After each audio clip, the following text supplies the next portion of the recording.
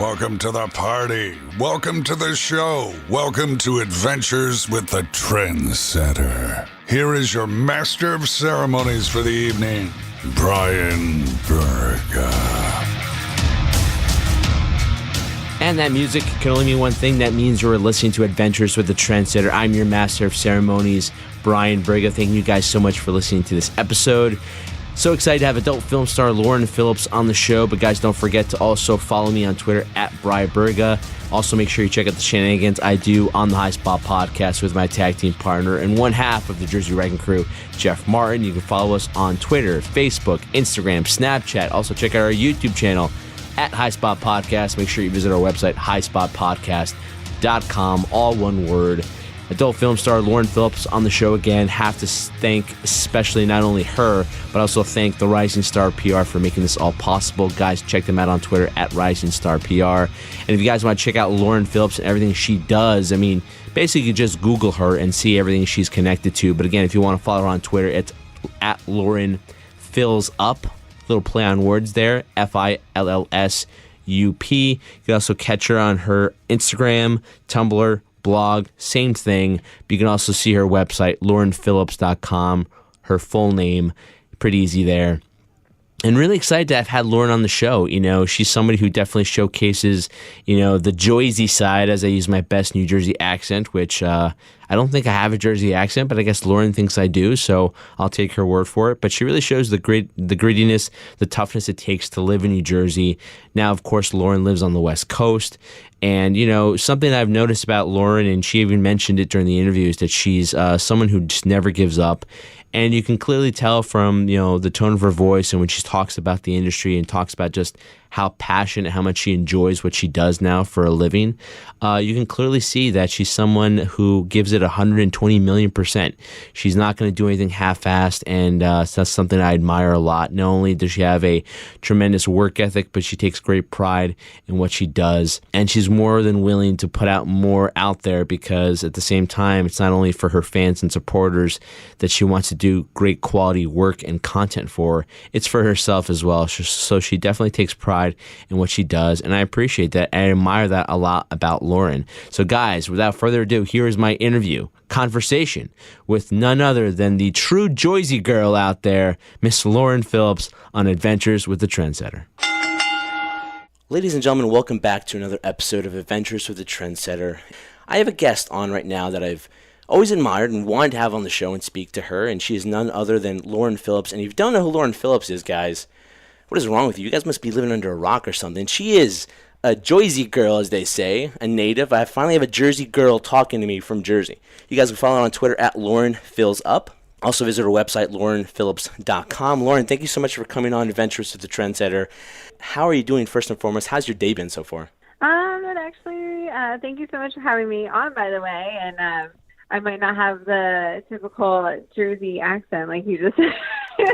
I'm from South Jersey, but it's been pretty good, you know, living the LA life and just getting ready for two amazing trips across basically around the world soon. So, where are you going around the world?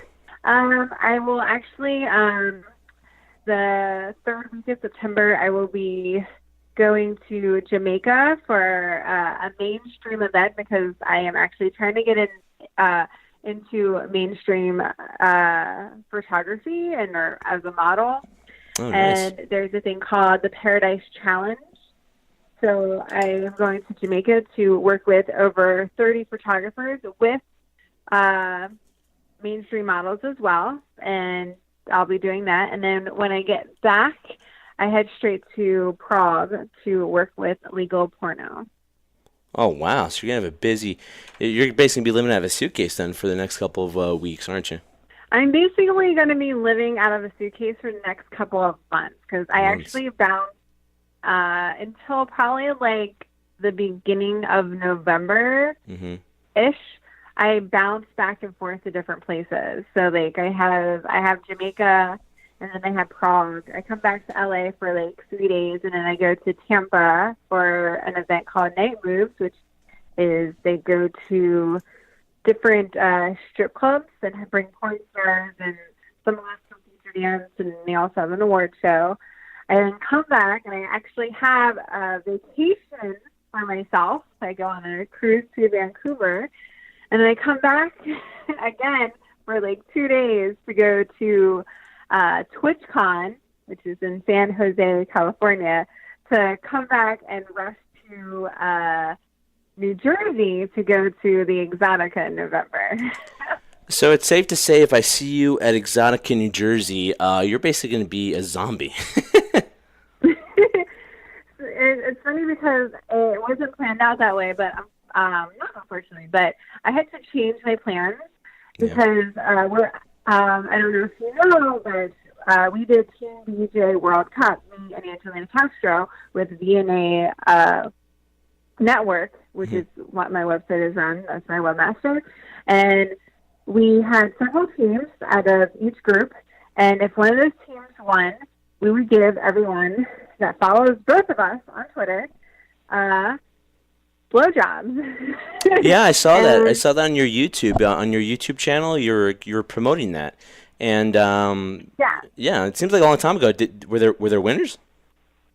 Yes. So basically, my two choices, and I'm not gonna lie, I had two choices that I was like, I want either one of these to win. It was either Germany or France, and France won. So November 1st, in New Jersey, we will be having the first team DJ in New Jersey ever, and it's because I have been literally nagging my webmaster so much to have it in New Jersey.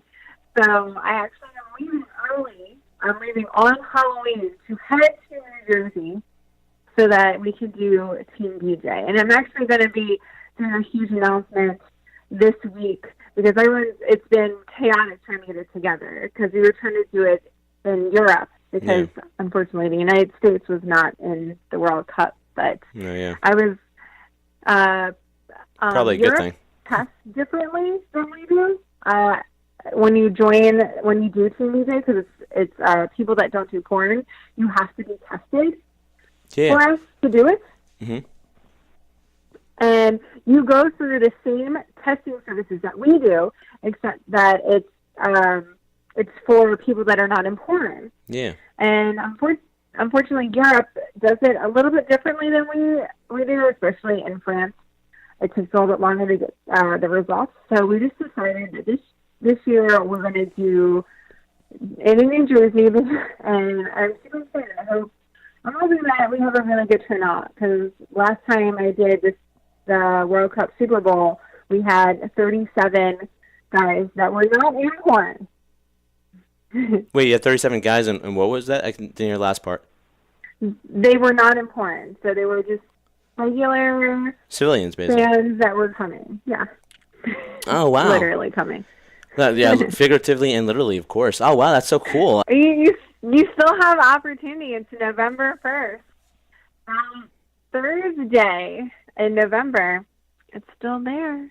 Okay, so how would one go and apply for this again? I'm sorry? Okay, so you go to officialteambj.com. You email them. My webmaster, I've heard a lot of people say we haven't heard anything. Give them at least 48 hours. Email them. They will send you the entire criteria. So basically, to be a part of this, you have to email them. And what they do is they send you the location and the place to get tested. Mm-hmm. So, like, it's not talent testing services. It's the same thing as talent testing services, except for not for porn. I think I know my status.com is the actual website, and you can go on there and you can look at you can put your zip code and it'll tell you where the closest place is. You have to have a 7-day test, and then you'll be at the location where we're going to be giving the BJs, and you get your dick sucked. And that's, as long as you follow the guidelines, that is it. That is, it will be taped. You have to sign. A lot of people don't know important is that there's a lot of legal stuff. So you have to do a model release form where you give up your rights for the video. So basically, and then you get a 2257 where it's basically an agreement that yes, you are over 18, and yes, you know that you're basically doing a pornographic video that will be up on LaurenPhillips.com or Angelina Castro. And you can wear a mask. You can bring your own mask. We supply masks. There's no rush. Last year, me and my fellow partner at the time we did 3 hours worth of blowjobs. Oh, wow. You must have been tired after all that. We were, but we had to grab food and then go feature dance because we were actually, last year we did Team BJ Super Bowl and it was in Vegas. Oh, okay. Oh, wow. Crazy. Yeah. So it was really, and we do it on a weekday for a reason. Everyone's like, why do you do it on a weekday? We can't make it on a weekday. People work, blah, blah, blah. It's not. Well, the weekends you're busy. Exactly. Yeah. Like, if you do it on a weekend, first thing, travels are really expensive. So flights increase on the weekend. Yeah. And then hotel also increases. Now, we decided to do it on this date because everyone, New Jersey is basically the elbow of the states there. Like, there's a bunch of states, and everyone in Pennsylvania and New York, all the way to like Maryland, Virginia, Delaware, you can go on probably in Massachusetts if you want to. We're all used to driving. Yeah. We're at least doing a 6, maybe 8-hour drive sometimes if we really want to go to an event. So what we thought it would be really great to do it at this time is because Exotica is going to be there as well in New Jersey. So you can get your gift cards at the event and then stay a couple of days and enjoy the Exotica. There you go, the best of both worlds. I mean, that's a travel package like you can't make up. That it just works itself out. It's so convenient. So basically, you go here, you apply, and it's not like a contest you have to win. You just apply, you hear back from them, you get tested, and then you qualify for it, right? Yeah, as long as you follow the guidelines. Like, you do have to follow me and Angelina Castro. Mm-hmm. That is it. And then you email them, you get tested, and you show up. That's it. It's not even a contest. The contest is done. We won the contest. France won. The contest is already, this is happening. And it's just for the fans to get tested and get the location. Oh, wow, that's great. It's crazy. I mean, and with your schedule too, God bless you for doing that, because I'm pretty sure it'll be a big turnout. And sure there'll be a lot of people there to look forward to something like this. And I mean, God bless you guys, you and Angelina Castro, for doing that, for the fact that, that's going to be like on November 1st, you said, right? So that's like a Thursday, I believe, into Exotica. Wow, so you guys are going to be super, super busy, which is something I admire a lot, because you guys, and especially you, Lauren, work extremely hard. Now, you go back in terms of, you're talking about the New Jersey accent. Well, I'm from Jersey, so I don't have an accent either. I don't know what a Jersey accent is myself. But you're from... hold on, let's see if I can do it. Joyzy accent. Yeah, the Joyzy. Because we're from with the Joyzy boys. The Joyzy, you got Joyzy girl over here. Yeah, exactly. But it's something I've never been told. Like, I know what a Long Island accent is, or like a Brooklyn accent, or a Staten Island accent. But nobody's ever, or a Boston accent specifically, because they're wicked awesome over there in Boston. But yeah, I don't know what a Jersey accent is.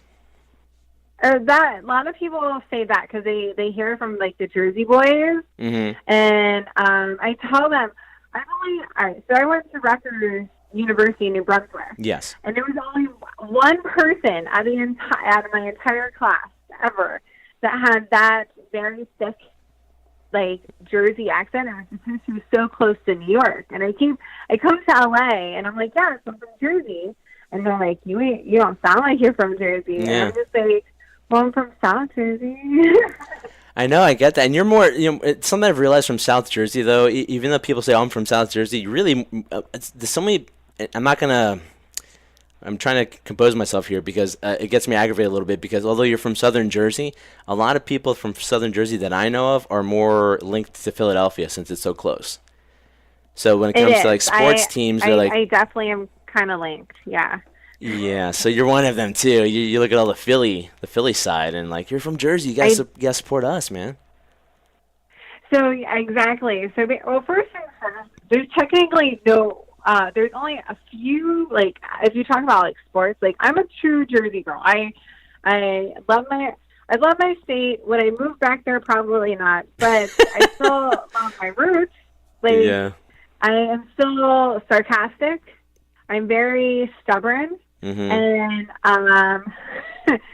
I definitely don't give up. There's some key points. Like, it was funny because I was gaming on Twitch the other day, and I was trying to find this thing, and I was so determined to figure out this game that, like, everyone's like, this is a typical Jersey girl, because I would not give up until I found out. And stuff like that is just my natural, like, personality. But I do like Philadelphia teams, if you're considering sports. Like, I like the Eagles. I love that they went to the Super Bowl, and I was definitely cheering for them when they did. Oh, Lauren, don't make me hate you now. Come on. I like the Flyers. Oh, God. And I like the 76ers. But you have to consider there's the only, like, real team that New Jersey has is the New Jersey Devils, right? Damn right. But, and everyone else loves New Jersey. You either like Philadelphia or you like New York. Unless you're going to college ball. Like, I definitely like Duke and Villanova. Yeah. Technically. I know it's no problem. Hey, it's your prerogative. Just, I guess a part of me is just I'm not angry, Lauren. I'm just a little disappointed because I don't know. I think Jersey doesn't get that much love anymore. Where people are just they venture out other ways. But you're right though. Living from Jersey does, I think, honestly, from my perspective, it's easy because I live here and you can relate to because you're from Jersey and now you live in Los Angeles. It really built a lot of my character because we deal with these weird seasons, which not a lot of people deal with. Most people kind of want to go to the warm weather climate or just stick with one climate for the rest of their lives. We get everything, especially last year and the last couple of years. There's no summer over here. We got long winters, cold, obnoxious winters, and it just makes you a tougher person. So I kind of relate to you when you say, you're stubborn or you don't quit, you don't give up easily. I relate to that because obviously, nothing's easy in Jersey. You miss an exit, you pass something, literally an exit that points to a direction, and you're in another area and you get pissed off. And it's not easy to navigate in New Jersey or to live in Jersey. So much respect for that. But, you might be living on the West Coast, but you always be a Jersey girl at heart. And you do come back from time to time to visit family, right? Yeah, I'm actually... well, for Exotic, obviously, you're coming back. Yeah, I usually go. I did go. This will be my second time this year. I actually came and saw my mom for Mother's Day, so I was there in the summertime to see. Oh, nice. To see her. But I will be back in November where I'll do Exotica, and then I usually stay for like a couple more days, and I'll see everybody. Especially this time, like usually I have a lot of friends that are there because I was. I'm born and raised in like South Jersey, so I went to like school there all the way to college. Yeah. I wasn't a porn. It's funny because I wasn't a porn star like when I turned 18. Like I went to college. And yeah, you got your degree. I was a typical like 20-year-old trying to figure out what she wants to do with her life, and I really use Jersey as my culture and how I was raised. Like, I completely agree. Being sarcastic, being basically, like, you never give up, so very strong will. But, like, even with respect and loyalty and work ethic, that's all my Jersey roots. Like, we had a bunch. I'm from South Jersey, and where I'm from it's a very small town, very close to like Cherry Hill type area and near the Atlantic City. So I'm like the last exit on the turnpike before you get into Delaware. That's how south I am. Wow. And it was a big mom and pops type area. So everyone knew each other, and everyone like knew my family, and it was all about supporting each other. So you would always like go to the mom and pop shops. Like I used to be surrounded by Italian restaurants where these Italian families would go back to Italy and like update their sauce. I dated so many Italian boys and so many Jersey boys. A lot of Guidos. Italians, rednecks. It's been ridiculous. Date a lot of Guidos? I did not date any Guidos. Really? I knew when the Guidos came out. Okay, so there used to be a place in Stay away from Seaside Heights. Cherry Hill. Yeah.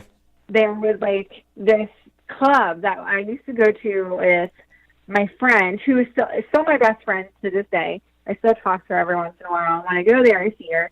And there used to be places. Everyone told me that on like Wednesdays it was Guido night, and I didn't date that type of Italian guys because I like dated like traditional Jersey boys, like that just were how an Italian family is. It was either Italian or rednecks. That was the middle place that I was at. Oh wow, yeah. Wow. So yeah, I'm from North Jersey, so I live in a very small town too, very quaint. Not that large town, so it's very easy to navigate just by foot. You don't really need a car. Everybody kind of knows each other like you, but yeah, for me, not a lot of Italians live in this area. I think more Irish, Filipino people live in my area. But my first girlfriend, she was Italian, so I got a thing for the Italians.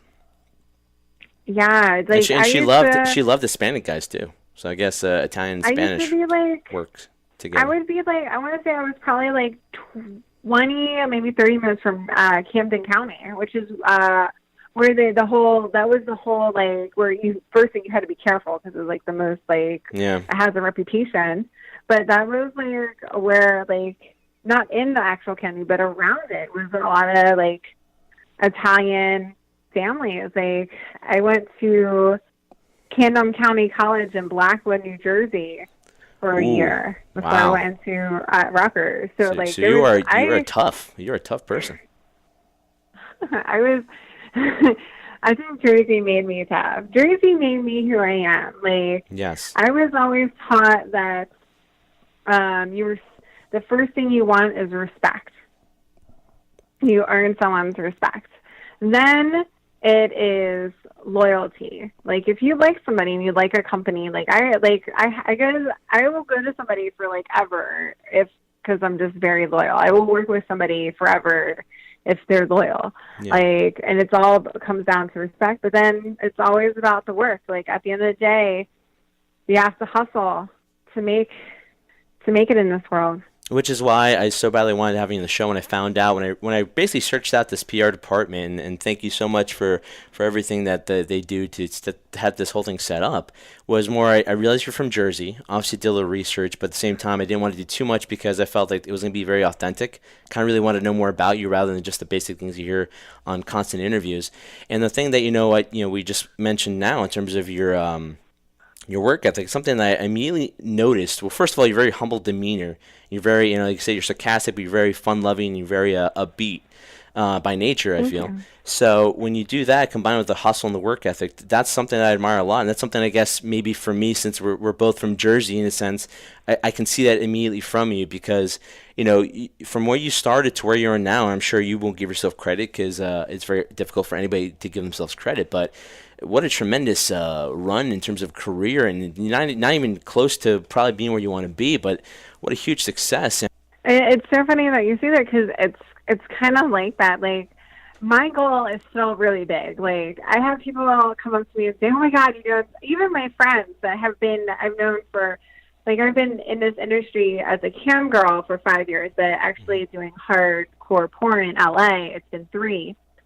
And I've met so many people. Like, I've definitely, this industry has made me feel more free than I've ever been.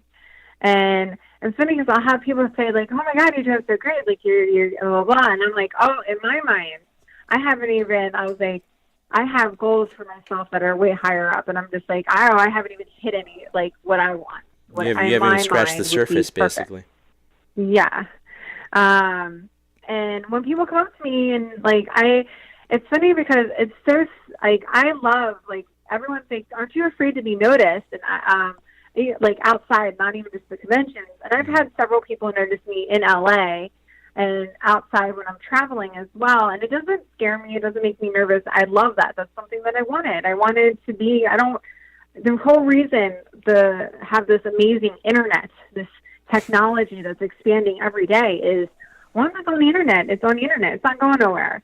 And that's what I wanted when I did this. It's not like, after like 10 years, I'm like, all right, I'm done. I'm going to do something else. Oh, wait, I might not be able to. I'm a lifer in this. And when I go to conventions and I hear so many different things, and it's super great. Like I've had one person literally like he couldn't stop shaking because he was so excited to see me. And I was like, hey, like, Yeah. I'm just me, like, hey, how you doing? And trying to, like, calm him down. And I had this one girl come up to me and say, like, super excited to see me because I was her first porno. Oh, wow. Like, yeah, I was like, damn, like, I'm only 30, like, what's, like, I'm not that old, like, but, Well, I'm sure they didn't mean it that had, way. I'm sure the same thing when you said you went to go see your first porno. Little did you think probably at that time when you saw your first porno and you got it, that you were going to be working with some of the talent that were on there. yes, like, I was definitely, like, porn for me was a different outlook for me. So, but I did have, like, to get back to, like, my fans, I did have, like, a couple. I love when people come up and it's, like, a couple, and either him or her say, like, most of the time it's the guy and the girl's, like, giggling, but he'll say, my wife loves you. And they'll, like, and it helps adult relationships. Like, we're not, like, porn stars aren't here to, like, separate the guy so he can, like, masturbate. We're here to help all range of sexual frustration to sexual attraction to being a sexual being and being comfortable with that. But yeah, it's working with some people. Like, my first person that was famous in my mind, I guess that was actually not my first porno, but my first porno I bought had Evan Stone in it, and I remember my second. I think it was my second shoot in LA that I had. Yeah, it was my second shoot, and I worked with him. And I was like, oh my God. Like, and now I'm really good friends with him because he is really good friends with my agency sister, which is Katie Morgan, and we all, it's nonchalant now. That's great. I mean, and again, it's that level of, like, you look at somebody, you admire them. You can kind of see it from the fans' perspective because you were kind of like that way. Then you meet Evan Stone, and then, cool guy. I've met him a couple times. Seems like a really cool, laid-back, very sarcastic, very funny guy.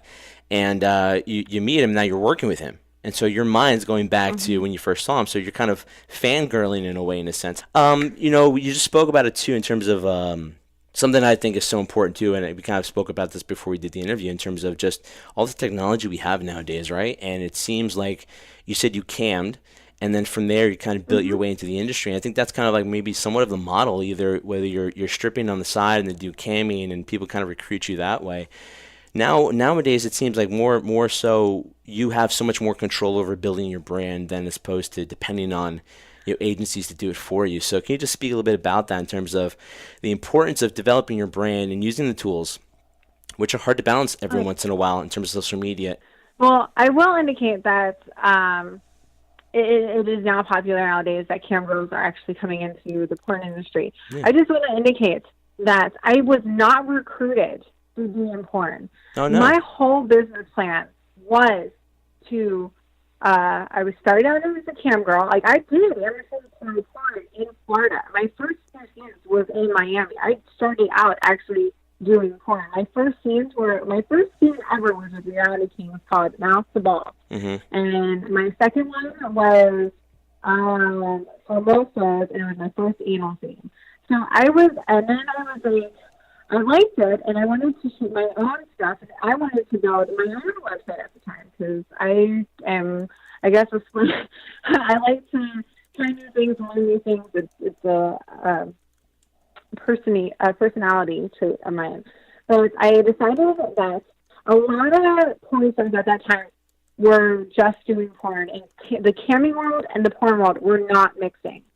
So my goal was to I was going to cam for a couple years, build my name up, and then go into porn, because I needed a fan base that if I went into porn, that would follow me because they would want to see me in porn and would buy my stuff, it's like a circle. If they buy my stuff, then I'll get rehired. If they buy my stuff, they'll get rehired. And the more fans I have, the more they'll buy.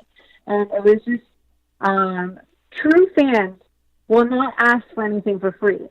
They will buy. And usually those fans, I have several fans that have never asked anything for free, but I would certain things for free. Like, I have this one that's been with me for 5 years. He's a major fan. He was here with me when I moved to LA. I was his support system mentally when he had to get a new job. Like, it was, I feel I value those connections, but it was, and he's been with me. He pays for everything, but I give him like my Snapchat for free. But he'll pay for my website, like stuff like that. He knows that it helps me in my life, and then he knows that if he needs to talk to somebody, I'm here. Yeah.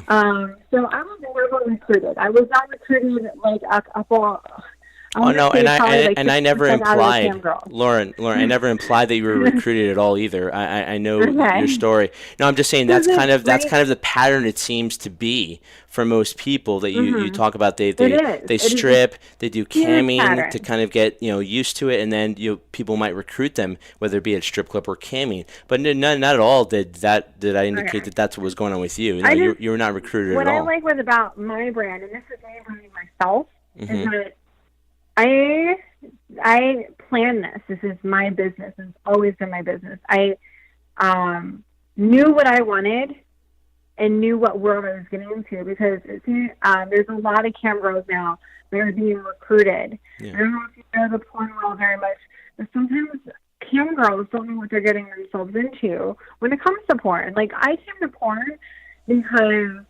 I was a sexual being, and I loved being around people that were sexual just like me, and I didn't have to trap myself and be what society told me to be. And I've been not wanting to conform to society ever since I was a kid.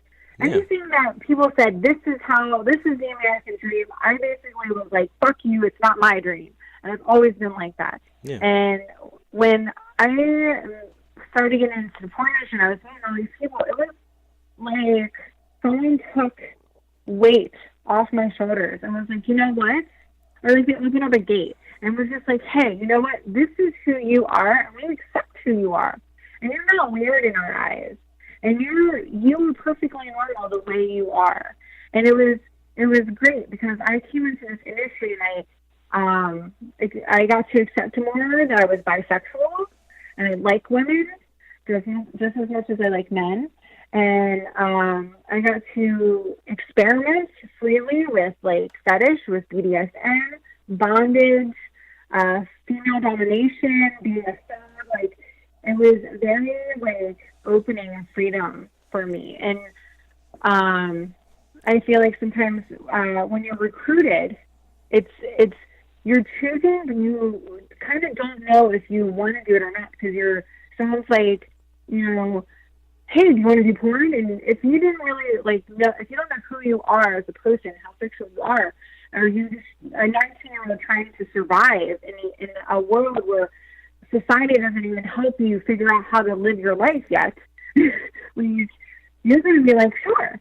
And when I hear people have sometimes a bad experience in porn, it makes me sad, because I'm like, I would never ever want anyone to have a bad experience in general. And that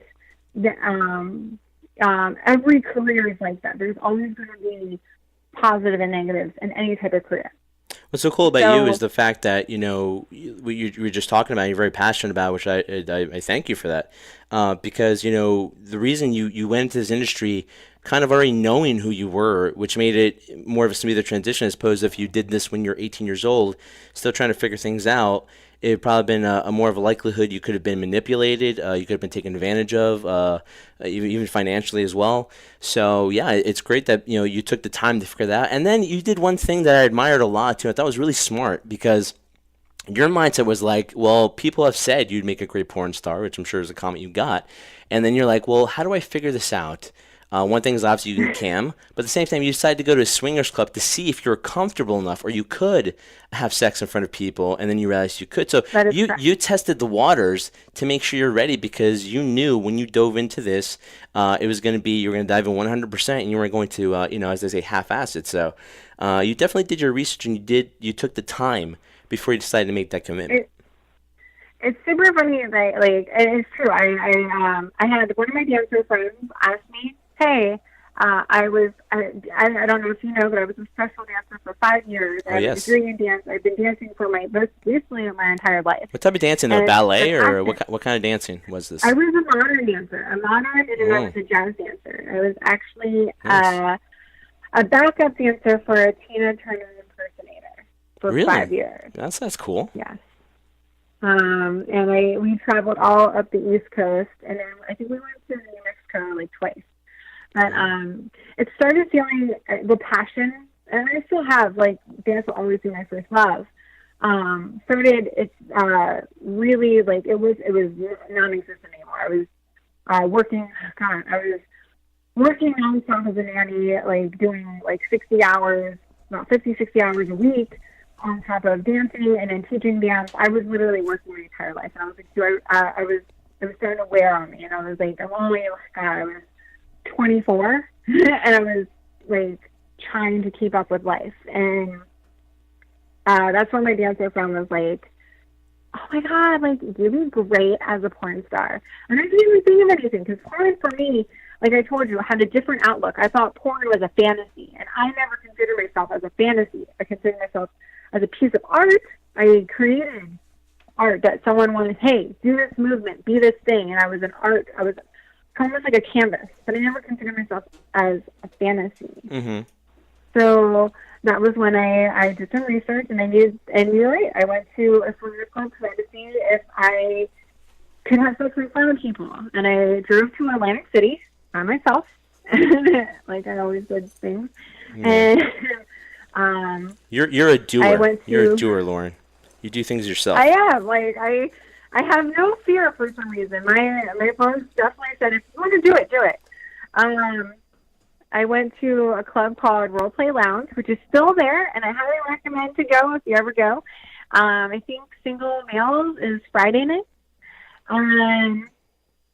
I ended up having sex with 3 couples, and I had a great experience with the whole thing, and that's when I decided I had to move to Florida. So I packed up my car and drove the 16 hours by myself with 2 kitties in the front seat.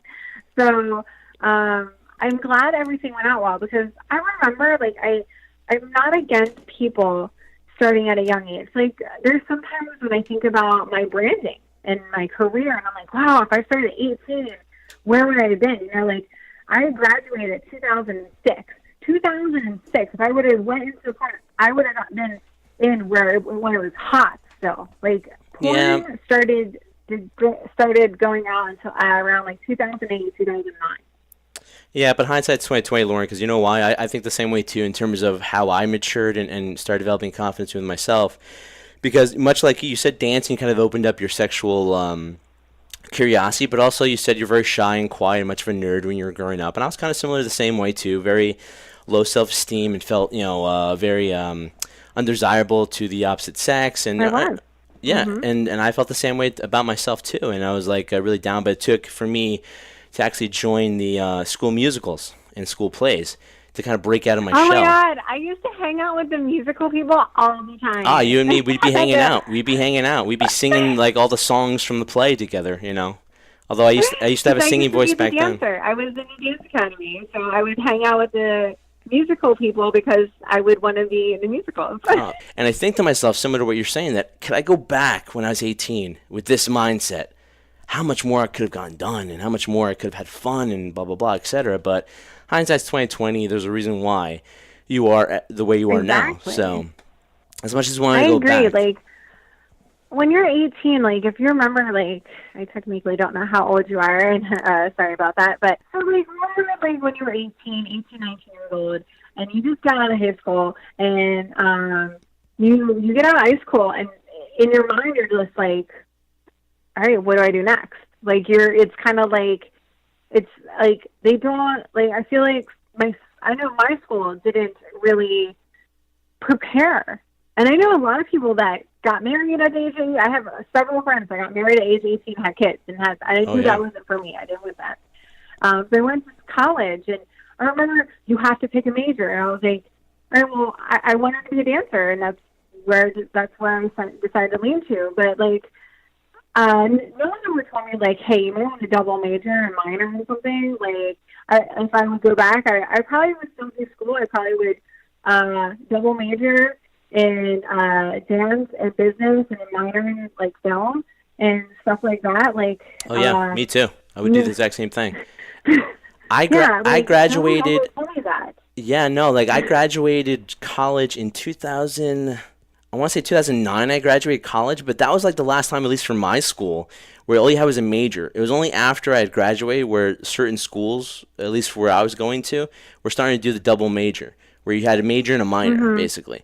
And looking back, like you just said, I wish I'd done a minor or maybe something in business, and then done what I'm doing now more of as a hobby, as a minor in a sense, just because it would help me catch up to a lot of the business things that I don't know now that I'm trying to catch up to as well. But ultimately, hindsight's 20/20. I mean, you are where you are now. You're happy as you are now. You figured out who you were. Everything happens for a reason. Exactly. And most people, even at, for me, 32 years old, you're 27, right? 26? I am 30. I'm 30. Okay, you're 30, so you're right there with me. I turned 31 this year. Okay. Well, happy birthday, because you're in December, right? You're December 8th is your birthday? That is correct. Yeah, I'm a December baby as well. Oh, really? When in December? December 23rd is my birthday.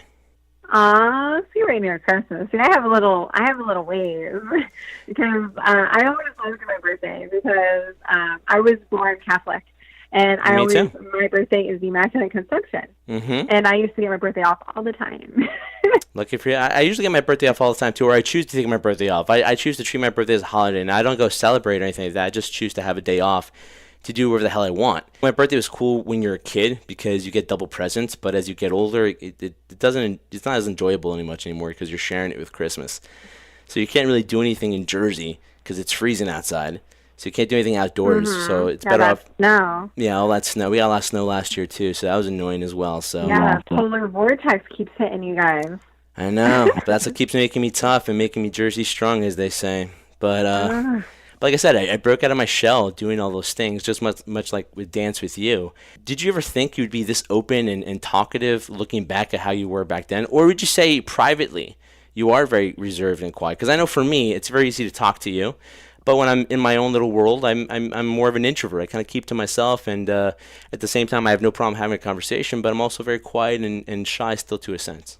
I think it depends on what times you're thinking. Like I was, like in high school, I wasn't super shy, but I did have like my group of friends. Like, unfortunately, when I was in school, I was the one that was more getting bullied. So like when I was in high school, I was in the dance academy because I had went to a special school just for that, and the dance academy girls ended up bullying me and like cutting me out of the group. So that's when I went to the musical theater group because they accepted me for who I was.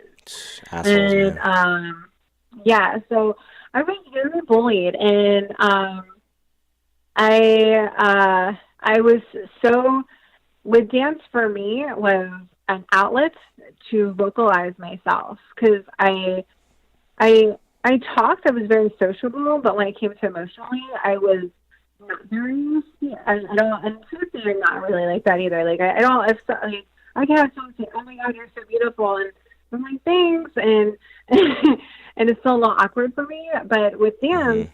It made me be able to communicate in a different way because I always felt like words limited me. Like words can only mean so much, but movement can have multiple meanings. It's like a photo. And so it was just different. And then when I got into college, I did get a little bit more vocal, especially when I was paying for it. So I'm the same way. I definitely made sure, like, when my professors were not educating me the way I needed to, that they knew, and that, there were certain things that I was definitely, like, opinionated on. But to this day, I think it's harder because I feel different now. Like, when I turned 30, I was nervous. I was like, all right, I'm not going to be in my 20s again. This is it. It's done. And I've heard so much stuff, and I'm like thinking like Sex in the City type deal, and I'm just like, oh no. I look at like what my dreams were when I was in my 20s, and I was, and my goal, I wanted to live in New York City. I wanted to be a professional dancer, such as like a rockette. I had trained for it, and here I am now in LA, a porn star, no less, and like, wow, like, but I'm supporting myself, and I have this great job that I love, and it was not something like I was like, oh, I want to be a porn star. It was something that I was like, oh, I could be a porn star. Oh, and it was, so I am more social now because I'm around people that accept me for who I am. Yeah. And our sexual is like me, and I still get nervous. Like, I'm more open to learn things. So, like, I did a seminar called Landmark, which helped me kind of accept different things in my life that had happened and accept me for who I am. And I still try to, like, I still get nervous because in society, the government doesn't even think my job is real. Like, they think it's nothing. Yeah. And I in my mind, I'm like, I pay taxes just like everybody. I have a corporation. I pay taxes every month on that corporation, and then I pay personal taxes on that. And it makes me sad that we live in this society right now that's saying, we'll take your money, but we don't consider you actually a real career. And it's really sad because there's more people doing it as well. Like anyone that does clip stores, Cam Girls, it's live porn. Any like female domination or male domination. Even though you're not having any type of penetration, it's still a sexual arousement. It is sex. You sell sex toys. That's sex.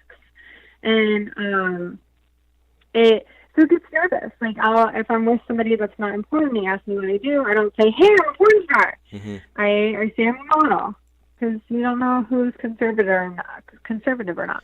Yeah, well, God bless you for that. I'm the kind of person now where, well, obviously I'm not in the adult film industry, so it's different. I can't compare. It's apples and oranges in a sense, but I just don't give a shit what other people think anymore. You know, that's the thing. If somebody asked me right away if I'm on a date with a girl and she's like, what do you do? I cover wrestling. You think that's juvenile? All right, goodbye, type of thing. I don't care anymore. Maybe that's the right mindset to have. Maybe it's not. I don't know. But at the same time, I'm only human too, and you just talked about you surround yourself with very like-minded people. People share your experiences. Is why you feel so comfortable where you are too. But we're all human at the same time, and something that I look at too, in not just in the adult film world, but also anywhere, you deal with scrutiny everywhere. People are just not going to accept you for who you are, no matter what you do. And there's no doubt there's been several losses in the adult film industry, and from certain performers that I've befriended, it is a very tight-knit community. And it's just another indication of the fact that words do matter. I'm somebody who believes in actions speak louder than words, but words do matter, and they do affect it. And sometimes negativity does catch up to us, no matter who we are. So for you, is it just kind of similar to the same thing? You just surround yourself with positive people, like you were talking about before, to kind of help you go through those moments where we all have bad days, weeks, months, years, where we're just kind of down in the dumps, and certain things that we don't want to affect us do anyway. So how do you cope with those? Do you just kind of ignore it, or do you kind of just deal with it as it happens? Well, I am still human, and we love you for that, Lauren. We love you that you're human.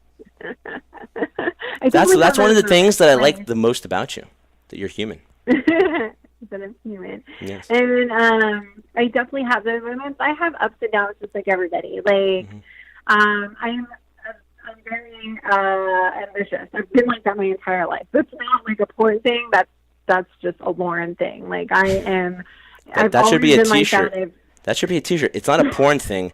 It's a Lauren thing. It's a Lauren thing. Nice. You can take that. I don't want the royalties. Just take that. Sell that at conventions. That's gonna sell out. I'll put Dash and put your name on that, and I'll give you free. So that's free promotion. There you go. Hey, if you buy, that's all I ask. It's a free promotion. That's it. No money out of the pocket. That's great. Let's work on that later. but you were saying. So basically, like, I have my ups and downs, and I am really great because I have a really good team. Like, the LP team is super great right now. So I have Next Level Talent Agency, which is Jonathan Morgan and Andre Manis, who's been in the industry basically combined their year together. It's been like 40 fucking years. And if I ever need a brainstorm or something, like when I told them I was doing the Paradise Challenge, I was getting really nervous because I'm like, I'm not a supermodel.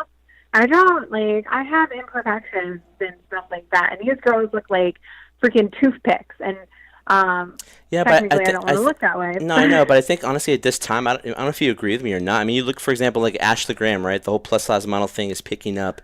It's definitely gone to a new version in terms of Victoria's Secret. First thing you think of Victoria's Secret, for me at least, would be thin paper toothpick models in a sense. But nowadays, you ask most people, it's about what's more real than what's more photoshopped in a sense. So give yourself some credit. I will not sit here, for example, and let you not give yourself this much credit, Lauren. You are stunning. I will say this to you when I see an exotic. You are a stunning person with a tremendous personality, and some of that. Now, I'm not an expert in photography, but sometimes you could be the most, you could have the nicest figure, the nicest body, but when it's presented via camera, it's nothing.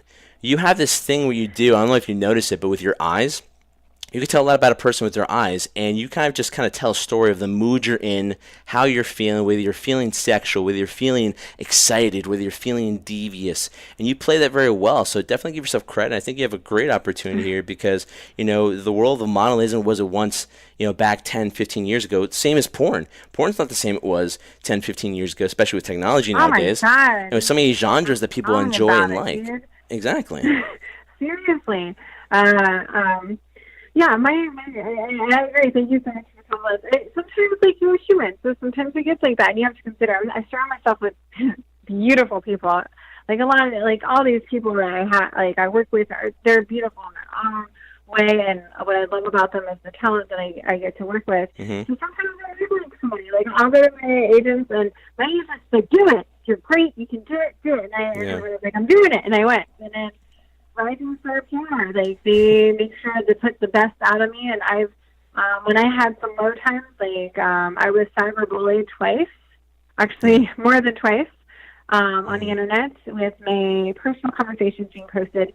They were there for me when I was really, really low. Like, I almost, my first time being bullied, I almost completely quit the porn industry completely and was going to go just back to camming and just be like this little hermit.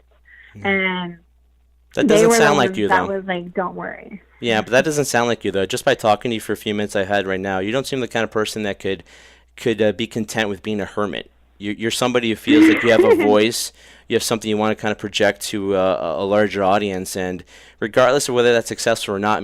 Yeah, I feel like when people, I agree, I feel like when people, like, put other people down, it's because of the lack of confidence they have in themselves. And I always believe that it's how we're raised. Because if you really, kind of analyze it, our subconscious, which is the voice, the thing, like the story that we have or whatever you want to say, but it's the subconscious. It develops when you're, starts developing when you're a kid, which your conscious doesn't actually get developed until you're like your early 20s. So when people like bash on people, I think it's just a lack of confidence of going up to somebody. Like when I got bullied, and I said this to my agents when I said it to my PR, I was like, I would respect somebody more. Like most of the people, the first time I got bullied were people that actually knew me, and I helped them, and I've talked to them, and they knew who I am, and I was human and said and had put something on the internet and said something really wrong, and I didn't mean to hurt anybody, so I took it down, and instead of coming to me and saying, "Hey, this really hurt my feelings. Can you please take it down?" Instead, they spread the hate by screenshotting it and spreading it over the internet.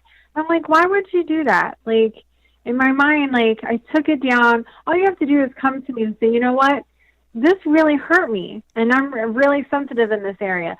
Yeah. And in my mind, I'm the person that, I would give anyone a kidney if they needed it, you know? Like, so if someone came up to me and said, hey, this hurt my feelings, can you, like, I would take it down in a heartbeat. I would never want to post anything that would really hurt somebody, like, truly, deeply, like, that brings them to tears. Like, I would never do that. And when that happened, it was just like, it was a shock to me because some of these people knew who I am. And it's just lack of confidence because they don't have confidence enough to communicate in general. So they spread the hate. because that's how they feel like they can use their space of communicating. But I'm here. Yeah. If they really had wanted to make a difference, they would come to me and say, hey, this hurt me, and I really don't like it, and I would have a conversation. I would take it down. I would apologize. Give me a chance to apologize to your face. Not even through the internet anymore. It's to your face. Yeah, more importantly, give your side of it, basically, because people will interpret things a certain way. And for people who are supposedly your friends, will interpret it some way. And honestly, maybe that was as much of as it was a trying time for you at that time. Maybe it was a blessing in disguise, because now you know who your true friends are. Sometimes you might think, oh, everybody's liking me, things are going great, but when times are trying, you really know who's there for you and who's not. And so maybe it's best you don't have those people in your life anymore. It's funny because I don't know when I went through that. I actually did a party called #SpreadTheLove, which was for cyberbullying, because August Ames was not a close friend of mine, but she was actually a memory in my career story that I would, how I kind of, not how I got in, but she was one of the first people that befriended me. It was if I had to say something, that would be one of the memories I would tell people. Mm-hmm. And I did #SpreadTheLove, and it's funny because I raised me and APAC, which is an organization that helps performers have a word about working conditions and stuff like that. It's almost like a union, but not like a union. It's just an organization, because we don't have the union. You should, but that's a different story and conversation for another time.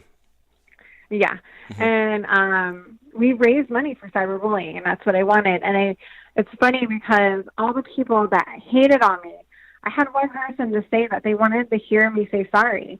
And I'm like, well, why don't you just DM me and say, hey, this hurt me? It's at the end of the day, why don't you just contact me?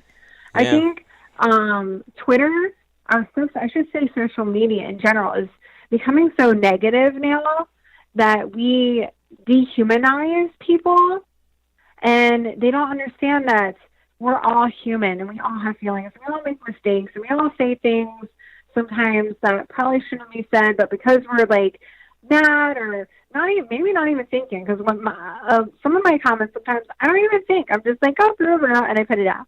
And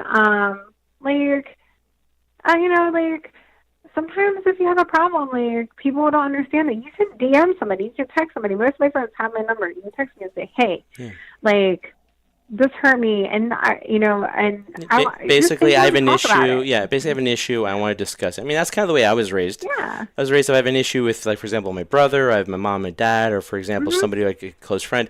Hey, listen, I need to talk to you now, and this is what I'm feeling like, and this is what I'm dealing with, and we deal at that moment scenario. But again, now that people are raised kind of the way you are, I think maybe don't know much of your upbringing, but I know for me, I was raised old school. So to me nowadays, even to this point, if you watch Jersey Boys, you'll understand a handshake means something to me. So if I see you and I shake your hand and say, hey, Lauren, I'll meet you tomorrow at 3:00, right?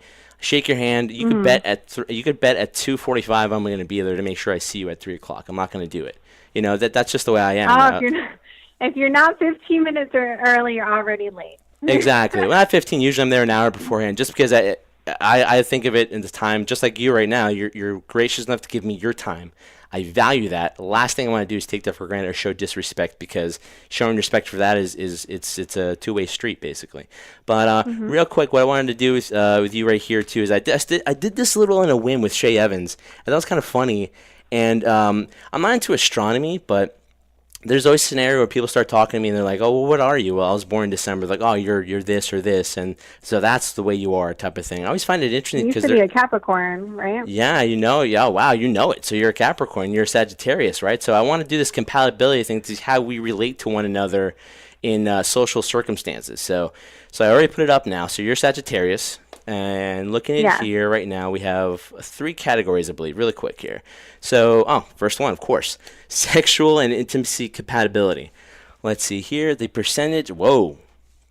I think I'll just stop right here and there. It is 5%. That is terrible. So I guess Capricorn. Oh, really? Because I dated a Capricorn. We had really good sex. Yeah, from what I could tell, Capricorns, at least for myself, were very, very intimate and passionate. So I don't know where that's coming from. So obviously the scale is off in some way. guys who do this thing. What about in terms of your experience with the Capricorn? Did you guys have good trust levels? Because here it says for you and I, for example, trust is a 10%, so that's not good. There's no trust whatsoever. I have to say that the Capricorn who was actually his birthday is December 24th. He was Christmas Eve. It was for trust. It was kind of like a 50-50 type thing. Okay. Like if he would be there, he would be there. If he wasn't, he wasn't. Like he just. Yeah. Gotcha. But this is something that's cool. Communication and intellect, 75. So we're on the right track here. So at least that's somewhat straight. Emotions, 55%. Values, 20. Shared activities, 60.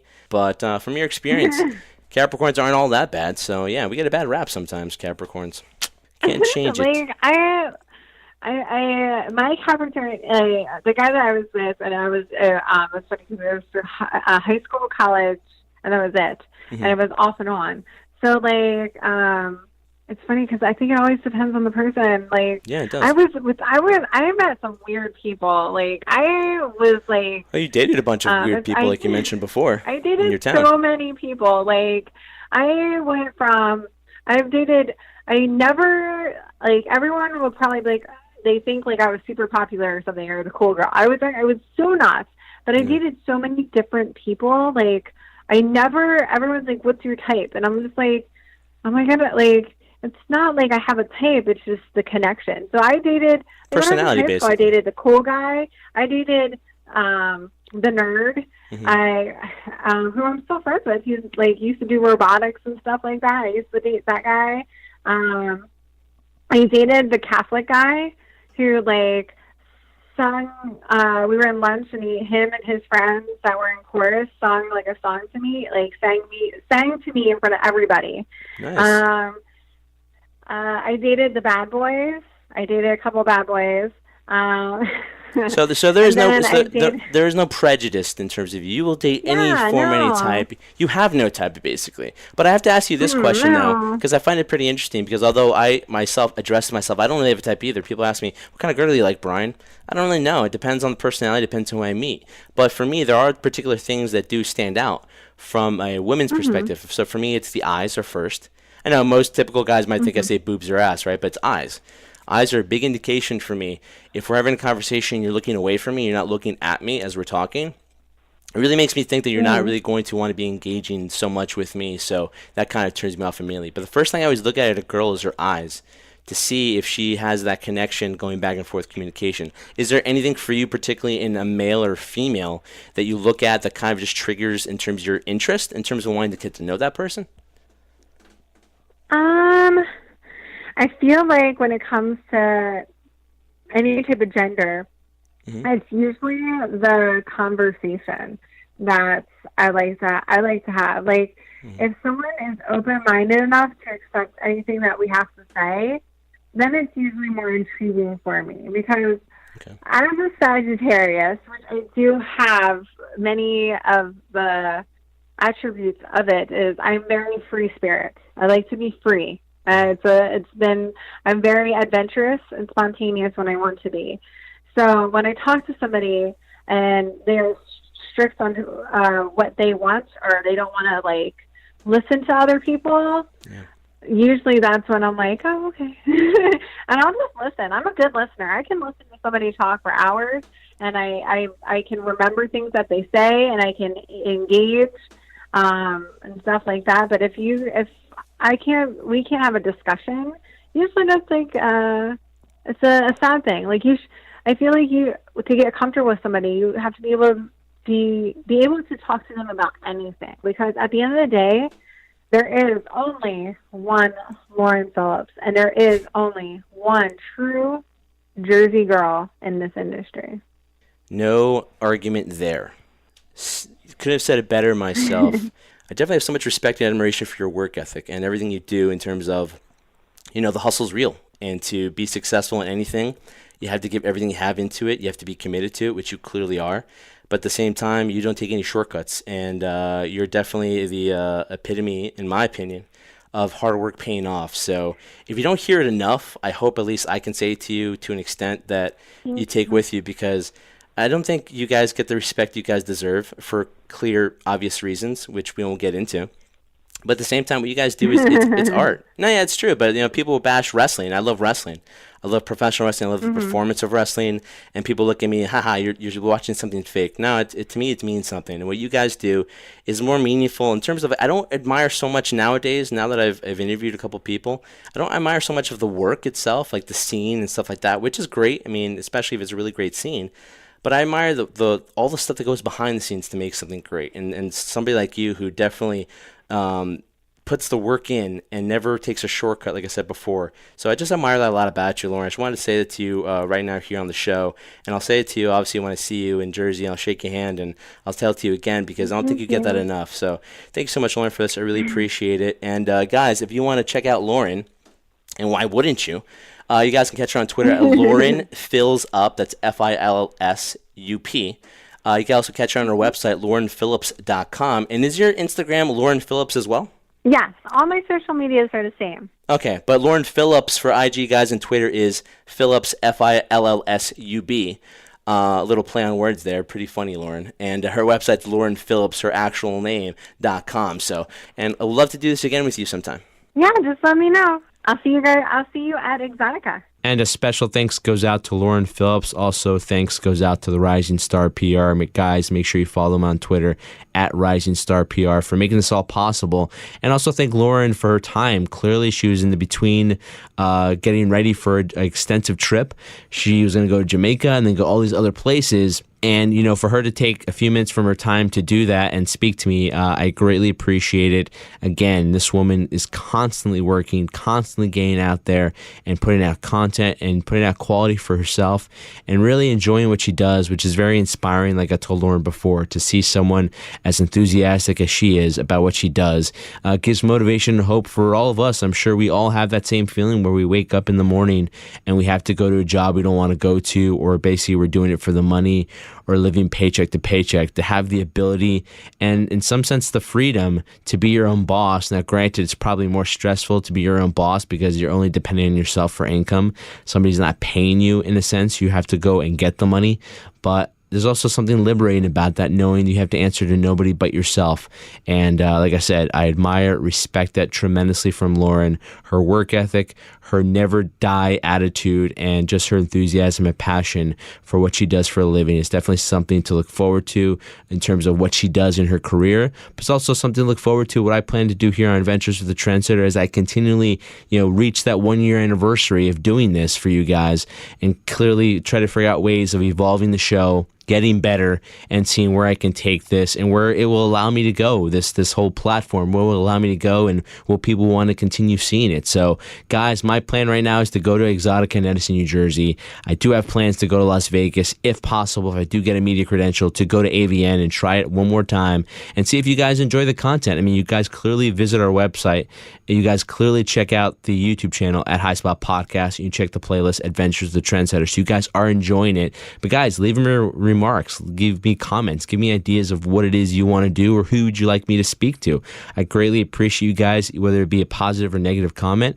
Just the fact that you guys are interacting with me, I greatly appreciate that. So let me know. Give me your thoughts, your opinions. Who do you want me to interview next? And hit me up on Twitter and let me know. It's at Bri Burga. So, guys, I thank you so much for listening to this episode. Thank Lauren, thank the Rising Star PR for all their time. Like I said, without them, none of this would have happened. So, I am indebted and have so much gratitude for them. So, guys, unfortunately, I must bid you adieu, but do not fret because I will be back again with another episode of Adventures with the Trendsetter before you know it. Because remember, I do this for one reason and one reason only. I do this for you, the crew.